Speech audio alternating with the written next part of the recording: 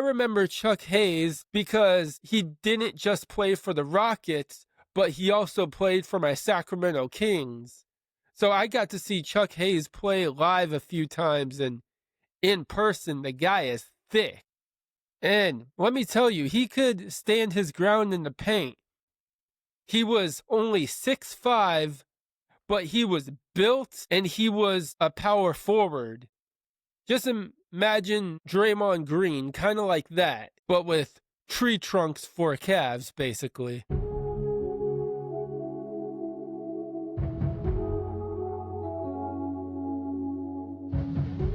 You know what time it is. It's time for another episode of the Seventh Man Up podcast. Welcome in, guys. I'm your host, Alex Burleson. Man, it's going to be a fun one today, man. So let's get started. What do you think of when I say names like Jordan Clarkson, J.R. Smith, Chris Anderson, Lonzo Ball? I think of insanely tatted up ball players. I've seen some players with some pretty cool tats, and then some with some pretty stupid ones. Looking at you, Willie Cauley-Stein, like for real. During one season, we see him play, and then a few games later, we see tats on his face. Bad spot, and you know it was bad tattoo aftercare on those. Willie Cauley-Stein was the type of player who cared more about ink on his skin than the ink on the contract. And I'm just being honest. And Cauley-Stein had his shine. It wasn't all bad with him. He had a great sophomore season, and I really thought he was going to be something. So much so that I bought his jersey and I got it signed by him.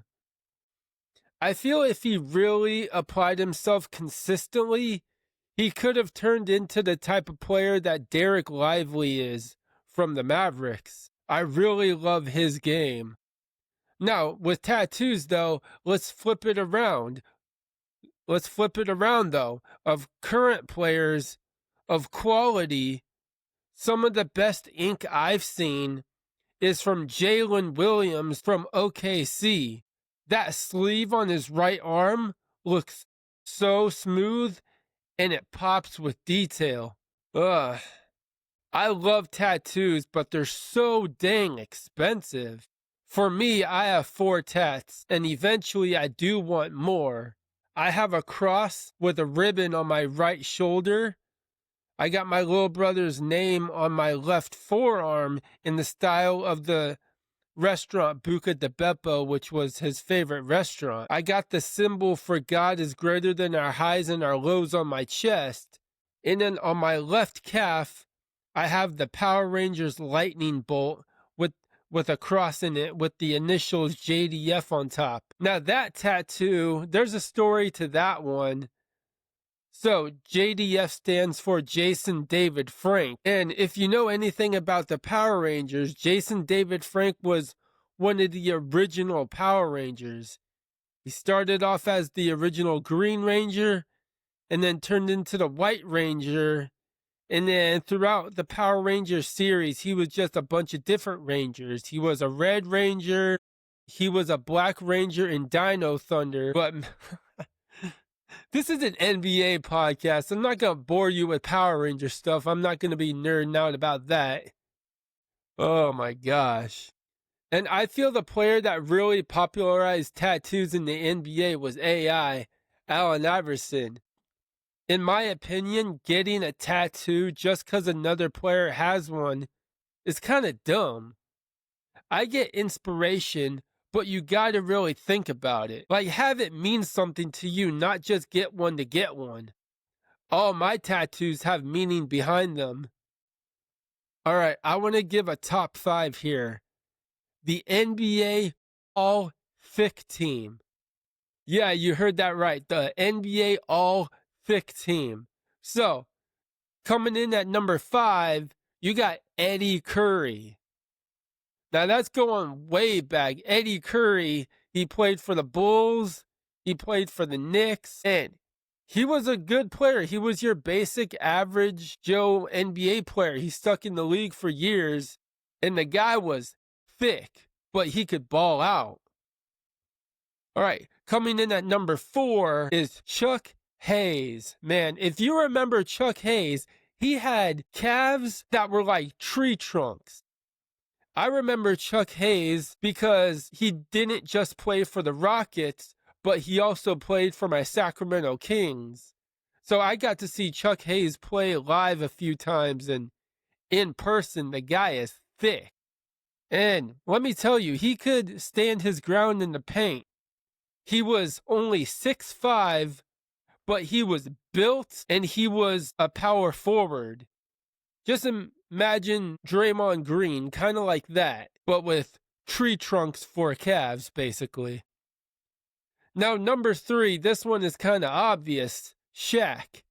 Don't really have to go too much into detail about him. Guy was thick as heck and one of the best bigs to ever play the game. Number 2. Now, number 2 and 1 are current players in the league. So, number 2 is Taylor Horton Tucker. Man, I forget what team he's currently on right now, but I remember even in his Laker days, man, the guy had some chunk on him. All right, now number 1 is Desmond Bane. Now, he's thick, but in like a built kind of way. The guy, he's got some big arms for how they are. So with Desmond Bane, he's one of the few players, maybe the only player in the NBA who has a wingspan that is shorter than his height, which is why his arms look so big. Yeah, he's built, but part of that is because he has short arms. Oh my gosh. Bro, Desmond Bane has to have somewhere in his ancestry line a little person or a dwarf. And let me tell you, that dwarf had to have game, and Snow White was his coach. Dopey was the assistant coach. All right, getting into some NBA news here.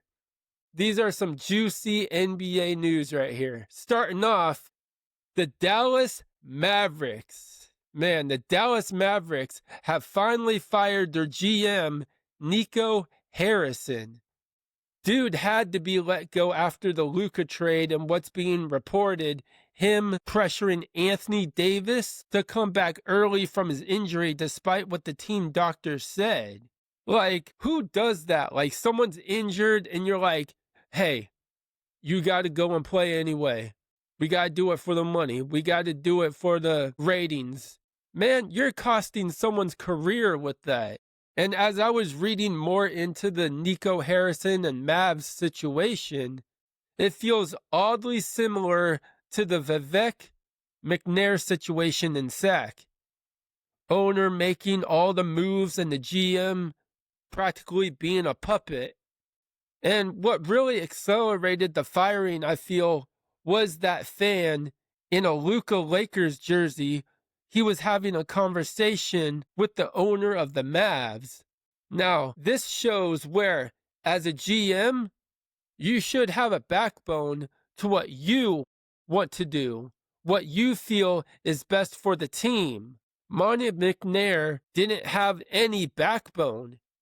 He was basically Vivek's puppet, where Nico Harrison was somewhat of a puppet to a degree, but also kind of stupid, if I'm being honest. Nico Harrison was stupid. And like I said before, and I'm going to say it again, you don't pressure a player to come back early from injury, because doing that, the guy can injure himself more, and that's what exactly happened to Anthony Davis. Like, I love AD. I think he's a great player when healthy. He just gets injured a lot. So thanks for that, Nico Harrison. All right, moving on.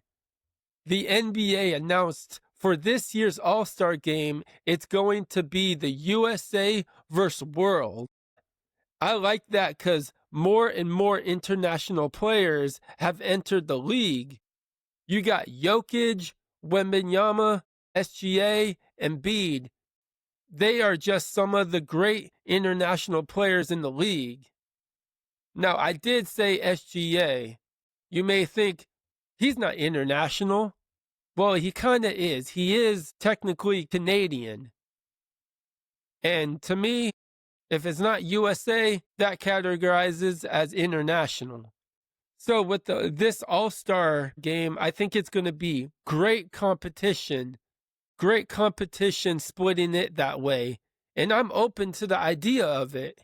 I've always been old school with the East versus West All-Star format, but willing to give this one a shot. All right. Okay. That's right. I'm going to talk about him. I'm going to talk about Ira Newble. Just playing. We talking about Damon Jones. Again, I'm playing. Don't get me started on that. Nah, man, I'm talking about LeBron James. LeBron James, he's gearing up to make his season debut and is doing so by practicing with the Lakers G League team to get reconditioned. This is the first time in his career he's missed the start of the season, so you know he's excited to be back and out there. And I'm excited to see LeBron James too. So, get it, big guy. I'm rooting for you. Now, as a Kings fan, I'm not rooting for the Lakers, but I am going to be rooting for LeBron. All right. Now, getting into my biblical encouragement. So, like what I just talked about with this new All-Star game with the USA versus World, you got to open yourself to all that God has for you. If you become so closed off to everything around you, you'll miss the very thing God is trying to tell you or show you or even offer you. Now, his blessings are far greater than anything you can bless yourself with. Let God bless you, bruh. Now, closing it off, man, I love doing this podcast, giving you guys the laughs, opinions, headlines, and encouragement. So, till next episode, remember, stay up with them threes up. Love, joy, and peace. See ya.